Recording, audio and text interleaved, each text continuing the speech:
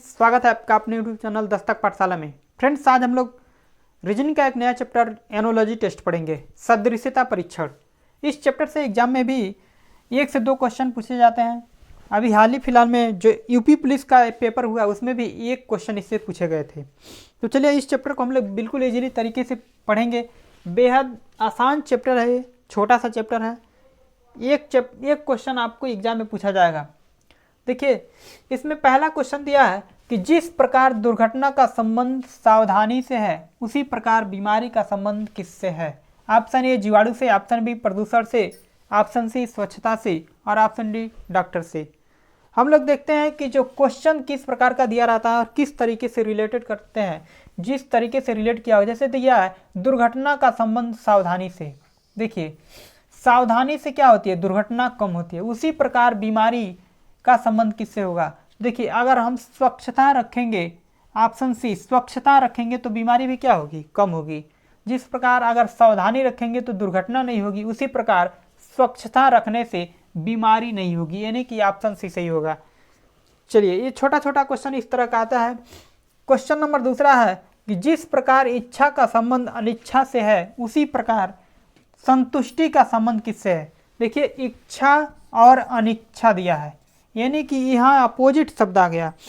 Opposite यानी कि विलोम शब्द दे दिए गए हैं।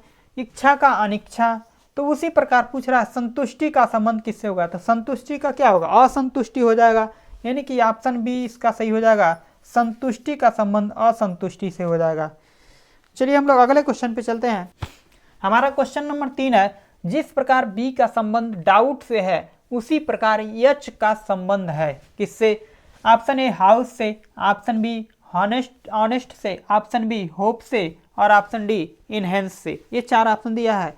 कह रहा है कि जिस प्रकार बी का संबंध डाउट से है। बहुत ही अच्छा क्वेश्चन है, इसको लगाइए, सॉल्व कीजिए। इस तरह के क्वेश्चन एग्जाम में अक्सर पूछे गए हैं। ये भी क्वेश्चन एग्जाम में पूछा गया है, बहुत ही शानदार क्वेश्चन है। कह रहा है कि जिस प्रकार बी का संबंध डाउट से है उसी प्रकार एच का संबंध किससे है। इन 4 ऑप्शनों में से दे दिया है। यहाँ पे देखिए बी दिया है और यहाँ पे दिया है डाउट। डाउट मतलब होता है संदेह। यहाँ पे देखिए, जब डाउट बोला जाता है तो बी क्या रहता है, साइलेंट रहता है। डाउट बोलने पर बी कहीं नहीं आता है, बी साइलेंट होता है। उसी प्रकार बी से रिलेट कर दिया है। तो कह रहा है उसी प्रकार एच किससे संबंधित है। देखिए, इसको हाउस बोलते हैं, इसको ऑनेस्ट बोलते हैं, इसको होप और इसको इनहेंस। देखिए ऑप्शन बी जो दिया है ऑनेस्ट इसको बोलते हैं, यानी कि इसमें क्या है, एच साइलेंट होता है। यानी कि जिस प्रकार डाउट में बी साइलेंट था उसी प्रकार ऑनेस्ट में एच साइलेंट है, यानी कि ऑप्शन बी सही हो जाएगा। बहुत ही अच्छा क्वेश्चन था। चलिए अगला क्वेश्चन देखिए, जिस प्रकार कार का संबंध पेट्रोल से। देखिए, कार का संबंध पेट्रोल से, तो उसी प्रकार टीवी का संबंध किससे होगा। कार का संबंध दिया है, कार का संबंध दिया है पेट्रोल से, यानी कि कार जो है पेट्रोल से चलती है। उसी प्रकार टीवी किससे चलती है, इसको हम लगाएंगे तो मनोरंजन से चलती है, नहीं। प्रसारण से नहीं, एंटीना से नहीं। टीवी किससे चलती है, तो विद्युत से चलती है। ऑप्शन सी सही हो जाएगा। चलिए हम लोग अगले क्वेश्चन पे चलते हैं। देखिए क्वेश्चन नंबर 5 है, जिस प्रकार बछड़ा का संबंध गाय से है उसी प्रकार पिल्ला का संबंध किससे है, ये बताना है। यहाँ पे देखिए कुछ जानवरों और उनके बच्चों के नाम पर आधारित एक क्वेश्चन आ गया। इस तरह के क्वेश्चन भी पूछे जाते हैं। देखिए, बछड़ा का संबंध गाय से दिया है तो कह रहा है उसी प्रकार पिल्ला का संबंध किससे है। यहाँ पे देखिए, कुत्ते के बच्चे को पिल्ला कहते हैं और गाय के बच्चे को बछड़ा कहते हैं। तो कुत्ते के बच्चे को पिल्ला कहते हैं, तो ऑप्शन इसमें से जो कुत्ता होगा उससे हम लगाएंगे। लेकिन यहाँ पे देखिए, यहाँ कुत्ता नहीं लगाना है, एक ऑप्शन यहाँ भी दिया है कुतिया, तो ऑप्शन बी सही हो जाएगा, कुतिया। अच्छा, कुछ जानवरों के नाम भी पूछे जाते हैं, जानवरों के बच्चों के नाम इस तरह से कुछ आते हैं एग्जाम में। तो हम लोग कुछ यहाँ पे जानवरों के बच्चों के नाम भी देख लेते हैं। देखिए, जैसे कि गाय के बच्चे को कहते हैं बछड़ा, गाय के बच्चे को बछड़ा। अच्छा, शेर के बच्चे को कहते हैं हम लोग, शेर के बच्चे को कहते हैं शावक। बकरी के बच्चे को, यहाँ पे देखिए, बकरी के बच्चे को कहते हैं मेमना, बकरी के बच्चे को मेमना कहते हैं। यहाँ पे देखिए, भेड़ के बच्चे को भी हम लोग मेमना कहते हैं, भेड़ के बच्चे को मेमना। अच्छा, कुत्ते के बच्चे को पिल्ला, कुत्ते के बच्चे को हम लोग पिल्ला कहते हैं। मुर्गी के बच्चे को देखिए, मुर्गी के बच्चे को हम लोग चूजा कहते हैं। चलिए कुछ और इधर हम लोग देख लेते हैं। मुर्गी के बच्चे को चूजा। अच्छा, खरगोश के बच्चे को हम लोग कहते हैं शावक, खरगोश शावक।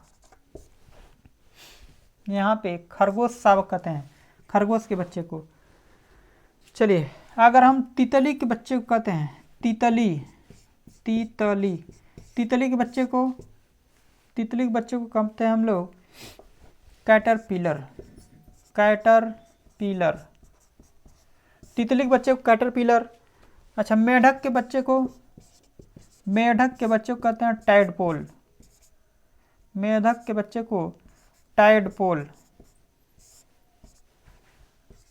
ठीक है फ्रेंड्स, इतना सारा कुछ क्वेश्चन जो आते हैं इसको याद रखना है। गाय के बच्चे को बछड़ा, शेर के बच्चे को शावक कहते हैं, बकरी के बच्चे को मेमना, भेड़ के बच्चे को भी मेमना कहते हैं, कुत्ते के बच्चे को पिल्ला कहते हैं, मुर्गी के बच्चे को चूजा कहते हैं, खरगोश के बच्चे को खरगोश शावक कहते हैं, तितली के बच्चे को कैटरपिलर कहते हैं और मेढक के बच्चे को टैडपोल कहते हैं। और भी बहुत सारे इस तरह के क्वेश्चन आते हैं, तो इसको ध्यान में आप लोग बिल्कुल रखेंगे। चलिए हम लोग अगले क्वेश्चन पे चलते हैं। चलिए हमारा क्वेश्चन नंबर 6 है। यहाँ पे देखिए गाय का संबंध दिया है, गाय का संबंध बछड़ा से, तो घोड़ी का संबंध किससे होगा?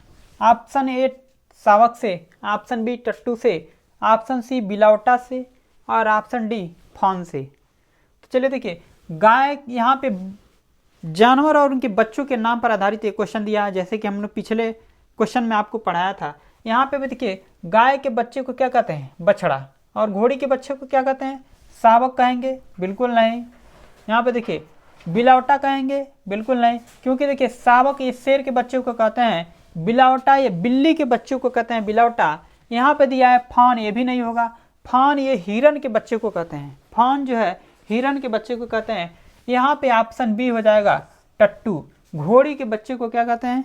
टट्टू। ये ऑप्शन बी सही हो जाएगा। चलिए क्वेश्चन नंबर 7 दिया है कि पक्षी का संबंध पंख से, तो मछली का संबंध किससे होगा?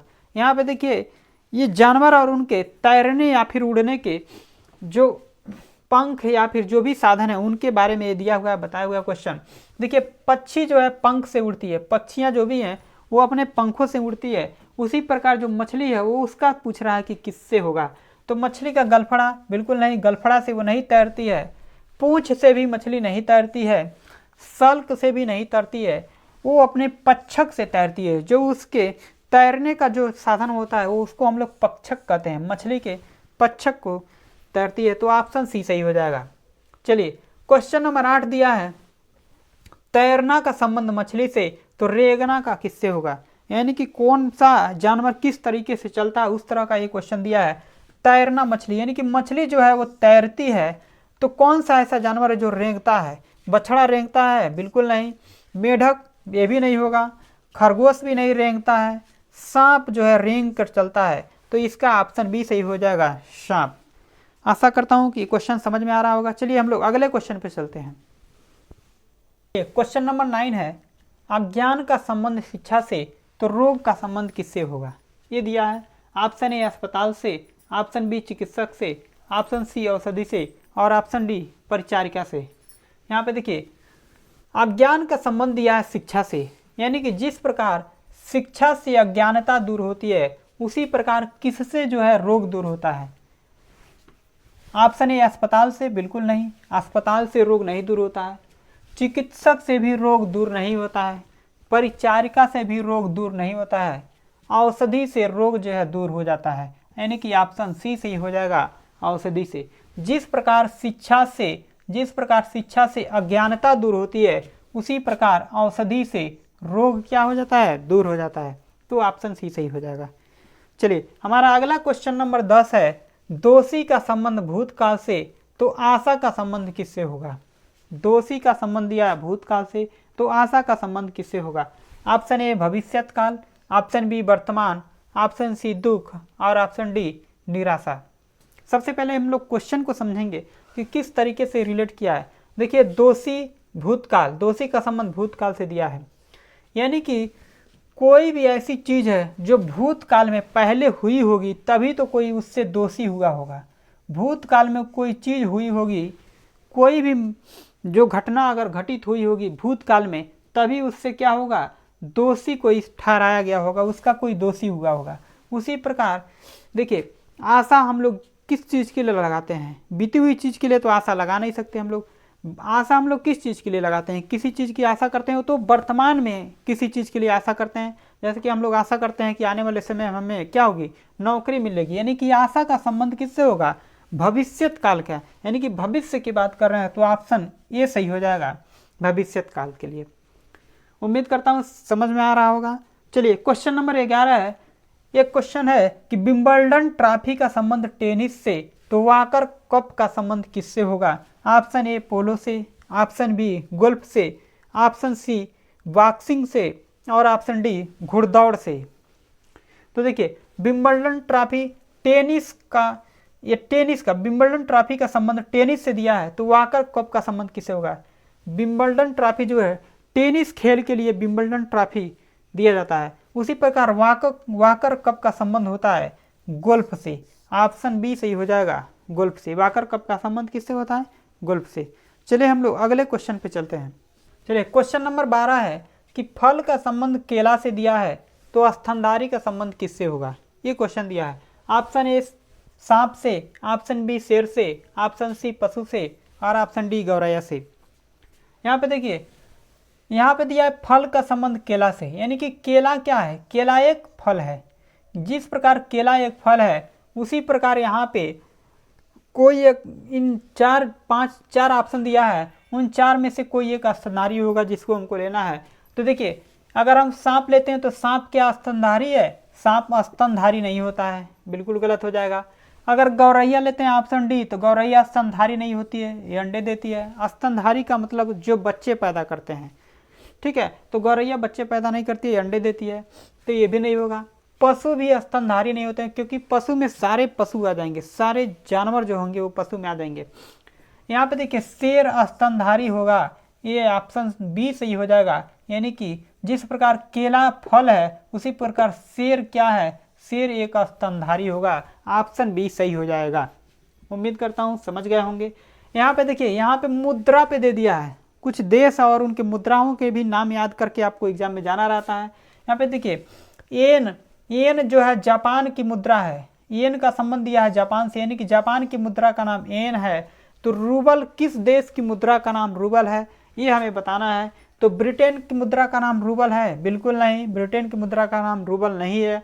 जर्मनी देश के मुद्रा का नाम रूबल है, बिल्कुल नहीं, जर्मनी का भी नहीं है।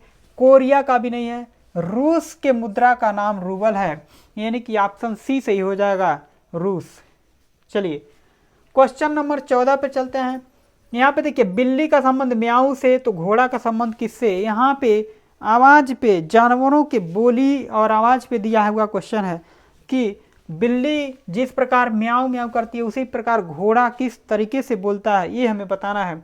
तो घोड़ा का यहाँ पे देखिए अस्तबल दिया, ऑप्शन ए अस्तबल। तो घोड़ा का मतलब ये अस्तबल, ये तो घोड़े के रहने का स्थान है, उसके आवाज़ का नहीं है। ये घोड़े अस्तबल जो है घोड़े के रहने के स्थान को लिखा है, तो ये नहीं होगा। रेंकना, घोड़ा क्या रेंकता है, बिल्कुल नहीं, रेंकना गधे के आवाज़ को रेंकना कहते हैं, तो ये भी नहीं होगा। ऑप्शन बी भी नहीं होगा। देखिए यहाँ ऑप्शन सी दिया है दहाड़ना, तो घोड़ा क्या दहाड़ता है, बिल्कुल नहीं, दहाड़ना ये शेर की आवाज़ का दहाड़ना कहते हैं, तो ये शेर का हो जाएगा। तो ऑप्शन सी भी नहीं होगा, ये भी गलत हो जाएगा। हिनहिनाना, ये बिल्कुल सही है, घोड़ा का आवाज़ जो है, घोड़ा है हिनहिनाता है, यानी कि ऑप्शन डी सही हो जाएगा, हिनहिनाना। उम्मीद करता हूँ समझ पाए होंगे। चलिए हम लोग अगले क्वेश्चन पे चलते हैं। क्वेश्चन नंबर 15 है, बड़ का संबंध दिया है शब्द से, तो शब्द का संबंध किससे होगा, ये पूछ रहा है। ऑप्शन ए ध्वनि से, ऑप्शन बी संकेत से, ऑप्शन सी संगीत से, और ऑप्शन डी वाक्य से। ये हमें बताना है। देखिए, बड़ का संबंध दिया है शब्द से। बड़ का मतलब हो गया एक एक जो अक्षर, यानी कि वर्णों को मिला के, एक एक अक्षरों को मिला के क्या बनता है, शब्द बनता है। उसी प्रकार शब्द, कई शब्द, ढेर सारे शब्दों को मिलाकर क्या बनता है, ध्वनि बनती है, बिल्कुल नहीं। संकेत बनता है, बिल्कुल नहीं। संगीत भी बनती है, बिल्कुल नहीं। बहुत सारे शब्द को मिलाकर वाक्य बनता है। ऑप्शन डी सही हो जाएगा, वाक्य। यानी कि बहुत सारे शब्दों को मिलाकर वाक्य बनता है। जिस प्रकार वर्णों को मिलाकर शब्द बनता है उसी प्रकार शब्दों को मिलाकर वाक्य बनता है। ऑप्शन डी सही हो जाएगा। अगला क्वेश्चन है क्वेश्चन नंबर 16, कब का संबंध दिया है समय से और कहाँ का संबंध पूछ रहा है। देखिए, जब हम लोग आम बोलचाल की भाषा में भी हम लोग इस्तेमाल करते हैं कि कब का मतलब ही होता है कि समय को दर्शा रहा है, यानी कि कब जाना है। हम लोग पूछते हैं कि कब जाना है, यानी कि समय। तो कब का संबंध दिया है समय से। अगर हम लोग ये पूछ दें कि कहाँ, यानी कि वो स्थान के बारे में बात कर रहे हैं कि कहाँ हमको जाना है, तो कहाँ का मतलब ही हो गया स्थान। यानी कि देखिए, दिन भी नहीं होगा, घड़ी भी नहीं होगी, रात भी नहीं होगी, कहाँ का मतलब ही स्थान हो गया, यानी कि ऑप्शन बी सही हो जाएगा, स्थान। बहुत ही अच्छा क्वेश्चन है। चलिए अगला क्वेश्चन है क्वेश्चन नंबर 17, जीत का संबंध खुशी से तो असफलता का संबंध किससे होगा। जिस प्रकार हम लोग देखिए यहाँ पे ऑप्शन भी दे दिया है, क्रोध से, दुख से, निराशा से और प्रसन्नता से। जिस प्रकार जीत से हमें खुशी मिलती है उसी प्रकार असफलता से हमें क्या मिलता है। देखिए, क्रोध नहीं मिलती है, प्रसन्नता नहीं मिलती है असफलता से। देखिए, अब दुख और निराशा दिया है तो हमें सबसे सटीक आंसर क्या लगाना है, इसमें से निराशा लगानी है। असफलता से हमें निराशा होती है, ठीक है। दुख तब होता है, हम उस केस में लगाएंगे या तो निराशा दिया ही ना हो, या फिर दुख का सबसे सटीक होता है किसी के मर जाने पे हमें क्या होती है, दुख होता है, निराशा नहीं होती है। वहाँ पे हमें क्या होता है, दुख होता है। असफलता से हमें क्या होती है, निराशा होती है। असफलता से क्या होती है, निराशा। तो ऑप्शन सी सही हो जाएगा, सबसे सटीक आंसर है, तो ऑप्शन सी सही हो जाएगा। चलिए हम लोग अगले क्वेश्चन की तरफ चलते हैं। चलिए क्वेश्चन नंबर 18 दिया है, ये इंग्लिश के कुछ इस तरह से सेंटेंस या वाक्य लिख कर आ जाते हैं। जैसे देखिए, प्रॉफिट का संबंध दिया है लॉस से, यानी कि अपोजिट वर्ड पे दिया है, अपोजिट उल्टा। प्रॉफिट मतलब होता है यानी कि कुछ प्रॉफिट जिसका हुआ है, और लॉस मतलब यानी कि हानि, ठीक है। तो प्रॉफिट का संबंध लॉस से दिया यानी कि अपोजिट दिया, तो उसी प्रकार हम इसमें अपोजिट ढूंढेंगे किसका होगा। होल मतलब होता है पूरा, और पार्ट मतलब होता है कुछ भाग, तो पूरा का कुछ होता है, यानी कि ये नहीं, ये गलत हो जाएगा। जिस प्रकार प्रॉफिट का लॉस उसी प्रकार से और ढूंढना। ये एडल्ट मीन्स होता है वयस्क, चाइल्ड मीन्स बच्चा, ये नहीं होगा। ट्री मीन्स पेड़ होता है, फर्नीचर मीन्स लकड़ी का सामान होता है, तो ये भी नहीं होगा, यानी कि ऑप्शन सी भी नहीं होगा, ऑप्शन डी भी नहीं होगा। यहाँ पे देखिए, सक्सेस मतलब होता है सफलता, फेल्योर मतलब होता है असफलता, तो सफलता का असफलता। जैसे प्रॉफिट का लॉस उसी प्रकार सफलता का असफलता, ऑप्शन बी सही हो जाएगा। ये बहुत ही अच्छा क्वेश्चन था। इस प्रकार इंग्लिश के भी और भी क्वेश्चन बन के आते हैं। चलिए हमारा वो क्वेश्चन नंबर 19 और लास्ट क्वेश्चन है। देखिए, कबूतर का संबंध दिया है शांति से, तो पूछ रहा है उसी प्रकार से इसमें कौन सा और है। देखिए, ताज का दिया है सिर से, तो ताज जो है सिर पे होता है, बिल्कुल सही है, लेकिन ये उतना सटीक नहीं है कि जिस प्रकार कबूतर शांति का प्रतीक है उसी प्रकार यहाँ पे देखिए जयपत्र जीत से, ये भी जयपत्र जो होता है वो उसका संबंध जीत से तो होता है, लेकिन इससे बहुत रिलेट नहीं हो पा रहा है। युद्ध का स्वतंत्रता से ये भी नहीं हो पा रहा है, यानी कि ऑप्शन सी नहीं, ऑप्शन बी नहीं, ऑप्शन ए नहीं। यहाँ पे देखिए, श्वेत ध्वज का संबंध आत्मसमर्पण से दिया है, यानी कि सफेद जो झंडा होता है आत्मसमर्पण का प्रतीक होता है। जिस प्रकार कबूतर शांति का प्रतीक होता है उसी प्रकार सफेद झंडा आत्मसमर्पण का प्रतीक होता है। ऑप्शन डी सही हो जाएगा। उम्मीद करता हूँ इस सेशन को आप लोग अच्छे से समझ पाए होंगे। आज वीडियो अच्छी लगी हो तो एक लाइक और चैनल को सब्सक्राइब करें। वीडियो देखने के लिए बहुत बहुत धन्यवाद।